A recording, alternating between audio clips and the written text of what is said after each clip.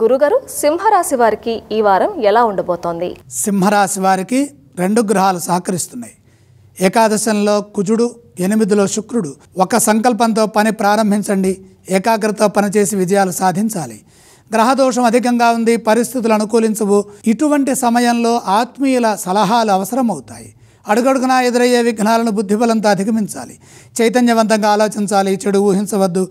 ఏ పని చేస్తే త్వరగా మేలు చేకూరుతుందో ధర్మబద్ధంగా ఆ మార్గంలో ఆ పనే చేయండి. మీ విశ్వాసం మిమ్మల్ని రక్షిస్తుంది. ఉద్యోగ వ్యవహారాల్లో ఎంత మౌనంగా ఉంటే అంత మంచిది. తగినంత గుర్తింపు రావడానికి సమయం పడుతుంది. నిరుత్సాహం చెందకుండా ఉత్సాహంగా కృషిని కొనసాగించండి. పనులు వాయిదా వేయకుండా ఎప్పటి పనులు అప్పుడే పూర్తి చేసుకోవడం ద్వారా కార్యసిద్ధి లభిస్తుంది. వ్యాపారంలో ఎటువంటి మార్పులు చేయవద్దు.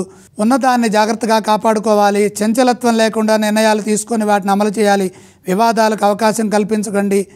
కలహాలకు దూరంగా ఉండండి. వారం మధ్యలో మేలు చేకూరుతుంది. లక్ష్యం సిద్ధించేంత వరకు నైపుణ్యంతో శాంతంగా ప్రయత్నం చేయండి. ఫలితాలు అనుకూలంగా ఉంటాయి. సింహరాశి వారు ఏ స్తోత్రాన్ని పఠించాలి? సింహరాశి వారు నవగ్రహ శ్లోకాలు చదువుకోవాలి. సింహరాశి వారు ఏ ఆలయాన్ని సందర్శిస్తే మంచిదంటారు? నవగ్రహాలని దర్శించండి. ఈ రాశి వారు ఏవి దానం చేయాలంటారు? నవధాన్యం నవగ్రహాల పాదాల దగ్గర ఉంచి నమస్కారం చేయండి.